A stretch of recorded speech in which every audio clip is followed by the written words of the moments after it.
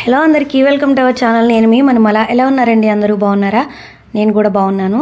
So ఈ video వచ్చేసి festival vlog మొత్తం కంప్లీట్గా పెడుతున్నానండి. సో నా లాస్ట్ వీడియోలో చెప్పా కదా కంటిన్యూషన్ వీడియో పెడతానని చెప్పి. సో అదే ఇది. సో నా ఛానల్ చెక్ చేసి నా వీడియోస్ నచ్చితే మాత్రం ప్లీజ్ సబ్స్క్రైబ్ చేసుకోండి. ఫస్ట్ టైం చూసేవాళ్ళు ఎవరైనా ఉంటే. సో ఓల్డ్ సబ్స్క్రైబర్స్ అయితే ప్లీజ్ లైక్ చేయండి. లైక్ చేయడం వల్ల ఇంకొంతమందికి సజెస్ట్ అవుతుంది. కొత్త వాళ్ళు ఎవరైనా చూస్తే నాకు వీడియో సబ్స్క్రైబ్ చేసుకుంటారు కదా నచ్చిన వాళ్ళైతే. సో నా ఛానల్ చెక్ చేసి నచ్చితే సబ్స్క్రైబ్ చేసుకోండి.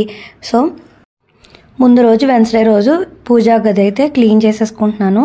సో నీట్గా పట్లవి ఇలా కొట్టేసుకొని తర్వాత ఒక తడి బట్ట పెట్టి నీట్గా బొట్లు అవన్నీ తుడిచేసుకొని తర్వాత ఆ వైట్ కలర్ బల్లలా ఉంది కదా అది మొత్తం కాస్త లైజాల్ కానీ కాలిన్ కానీ వేసుకొని నీట్గా మరకలు మచ్చలు అవి ఏమైనా ఉంటే క్లీన్ చేసేసుకుంటాను. దాని మీద ఆల్రెడీ న్యూస్ పేపర్స్ ఉంటాయి కాబట్టి మ్యాక్సిమం ఏమి ఉండవు. బట్ కుంకుమ అవన్నీ మచ్చలు అవి చిన్న చిన్న ఆయిల్ మచ్చలు అవి పడుతూ ఉంటాయి కాబట్టి కాస్త క్లీన్ చేసుకుంటాను. అలా ఉండి దాని మీద విగ్రహాలు పెట్టుకుంటే చాలా బాగుంటుంది. బట్ ఏంటంటే మనకి అంత కొంచెం అజాగ్రత్త మాట.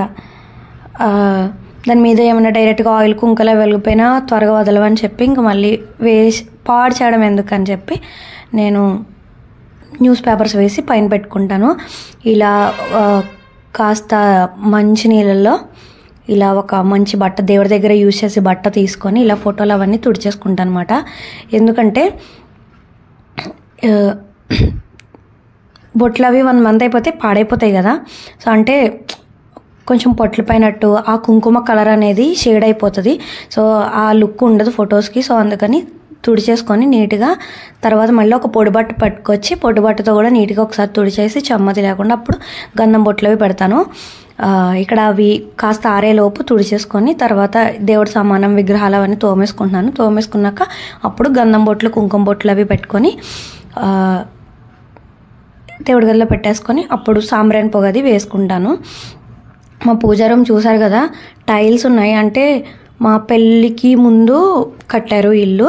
సో అప్పుడు అంటే దేవుడి గది ఇలా చేస్తున్నాను మా ఆయన ఫోన్ చేసి చెప్తే ఓకే అంటే టైల్స్ అవి పెడతారని నాకు తెలీదు. ఓకే బాగుంటే చెయ్యండి అని చెప్పాను. కట్ చేస్తే పెళ్ళయ్యాక ఇంట్లోకి వచ్చి చూస్తే ఇలా టైల్స్ పెట్టారు. తర్వాత ఎప్పుడో తెలిసింది అలా టైల్స్ అవి పెట్టకూడదని చెప్పి పెట్టుకున్నా అంత లుక్ ఉండట్లేదు అన్నమాట. సో పువ్వులు అవి పెట్టుకోవడానికి ఉండదు. ఉన్నా సరే ఆ టైల్స్కి పూజ చేసుకుంటే అసలు దేవుడికి పూజ చేసినట్టే ఉండట్లేదు. దానికోసం నేను మళ్ళీ అన్ని ఫొటోస్ లైన్గా ఒక్కొక్కటి కొనుక్కొని పెట్టుకుంటున్నాను అనమాట కావాల్సినవన్నీ నేను. సో ఇది నెక్స్ట్ డే అండి. సో అలా నీట్గా ఇంత క్లిప్పింగ్లో చూసారు కదా నీట్గా అన్ని బొట్లు పెట్టేసుకున్నాను. నెక్స్ట్ డే మార్నింగ్ 4:20కి లేచాను. 4:20 4:15 అట్లాగా లేచి కాస్త ఇల్లు గుమ్మాలు అవి తుడిచేసుకొని మళ్ళీ తడిబట్ట అది పెట్టేసుకొని అప్పుడు మిగతా పని చేసుకున్నాను. మార్నింగ్ లేచాక ప్రతిరోజు ఖచ్చితంగా వెంకటేశ్వర సుప్రభాతం ఇంకా విష్ణు సహస్రనామాలు ఖచ్చితంగా వింటానండి. చాలా ఇష్టం. సుప్రభాతం మాత్రం కన్ఫామ్గా మార్నింగ్ లేట్ అయినా త్వరగా లేచినా ఏ టైంకి లేచినా లేవగానే ఫోన్లో కానీ టీవీలో కానీ అదే పెట్టుకుంటాను.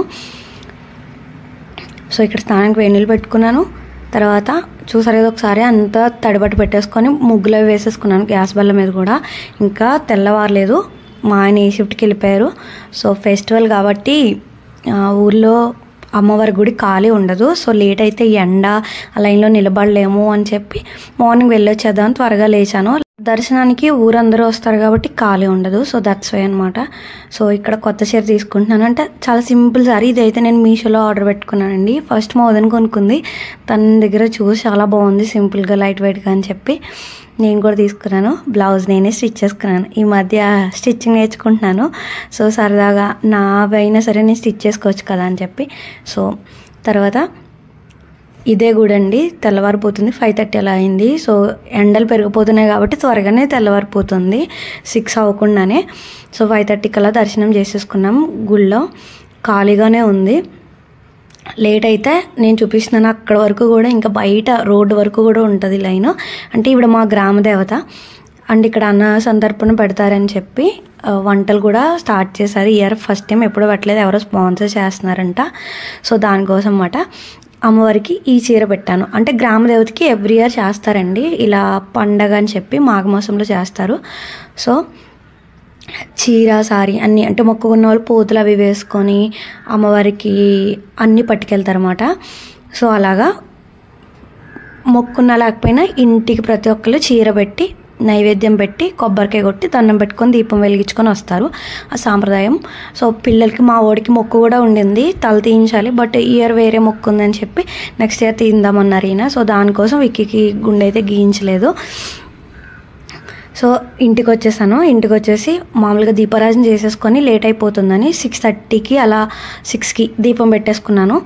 దీపం పెట్టేసుకొని ఇక్కడ మా మరిదికి ఇంకా మా పిల్లలిద్దరికి లంచ్ బాక్స్ ప్రిపేర్ చేస్తున్నాను. సో చెప్పా కదా లాస్ట్ వీడియోలో మా చిన్నోడిని ఈ మధ్యనే నేను స్కూల్లో జాయిన్ చేశాను. సో ఇద్దరికి లంచ్ బాక్స్లు ఉన్నాయి. ఇంకా మా మరిది కూడా డ్యూటీకి వెళ్తారు, తనకు కూడా లంచ్ ఇవ్వాలి. సో ఇక్కడ పరమాన్నం చేస్తాను నైవేద్యానికి. ఇంట్లో దీపం పెట్టి నైవేద్యం పెడదామని చెప్పి దీపం వెలిగించేసుకొని తర్వాత నైవేద్యం చేశాను పరమాన్నం. సో ఏంటంటే పెసరపప్పు ఇంకా బియ్యం కడిగేసి కాసేపు నానబెట్టుకోవాలి. సగ్గుబియ్యం కూడా వేసుకుంటే చాలా బాగుంటుంది, అంటే ఆ జిగురు వస్తుంది. రేషన్ బియ్యంతో వండుకుంటే ఇంకా బాగుంటుంది పరమాన్నం. సో సగ్గుబియ్యం వేసుకోవచ్చు.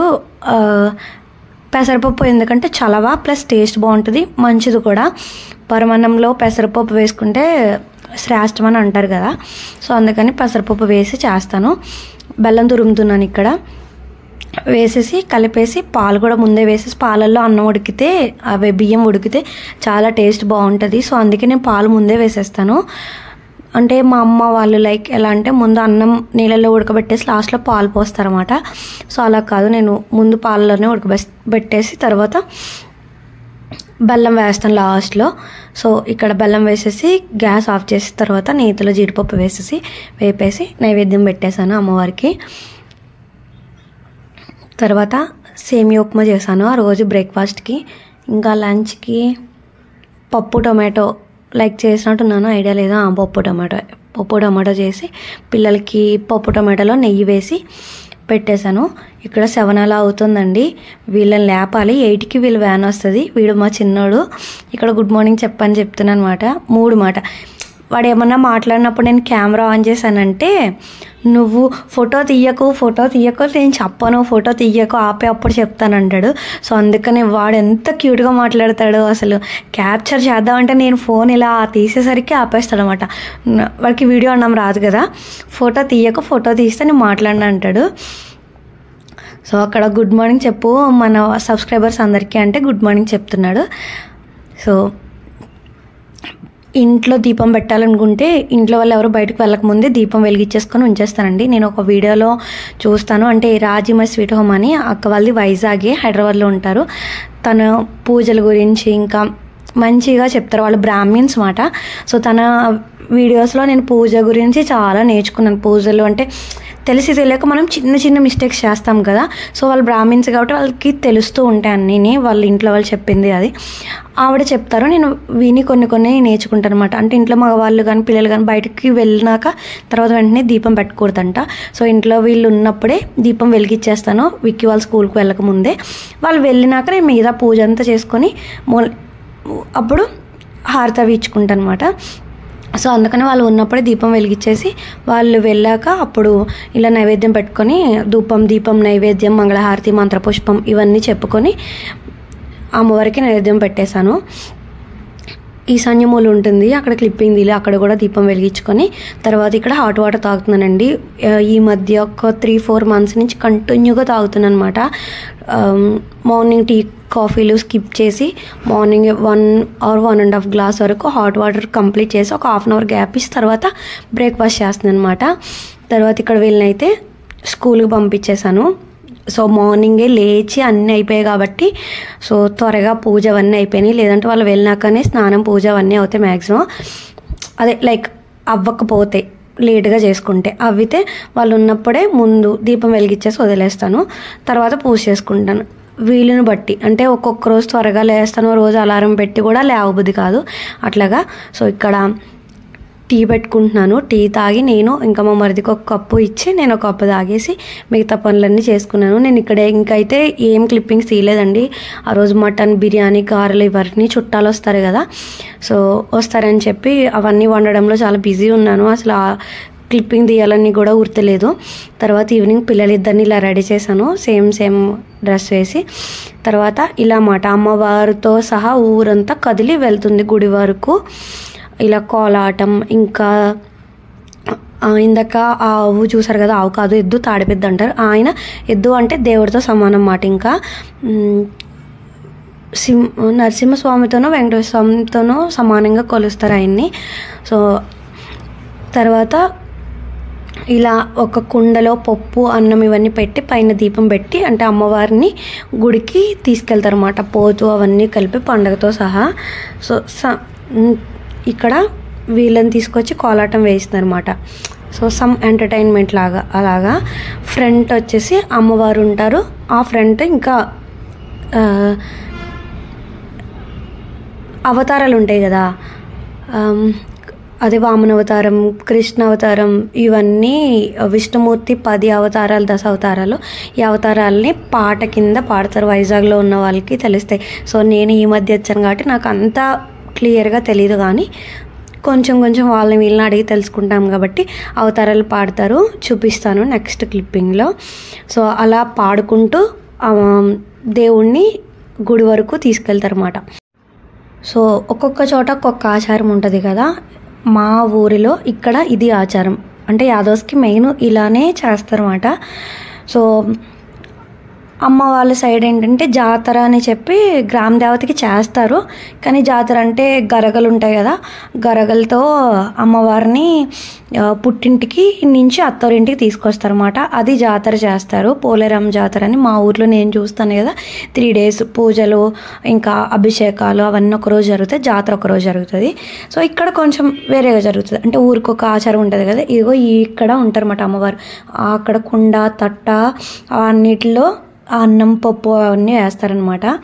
తర్వాత మార్నింగ్ దర్శనం అయిపోయింది. ఈవినింగ్ సరదాగా మా ఆయన పిల్లల్ని ట్రీట్ చేస్తానంటే నేను వాళ్ళని చూసుకోమని అప్పచెప్పేసి నేను మా వదిన మేము అందరం కలిసి లైక్ అంటే ఎప్పుడో ఒక రోజు కలుస్తాం కదా, వచ్చి సరదాగా ఇలా గుడికి వెళ్ళి మళ్ళీ దర్శనం చేసుకొని అన్నీ చూసుకొని అందరం చుట్టాలందరూ కలుస్తారు కదా, వాళ్ళతో మాట్లాడుకొని మంచిగా వచ్చామాట. అమ్మవారు ఈవిడేనండి, మరిడి మా అమ్మ. చాలా మహిమ గల తల్లి. ఏదైనా అనుకుంటే ఖచ్చితంగా జరిగి తీరుతుందన్నమాట.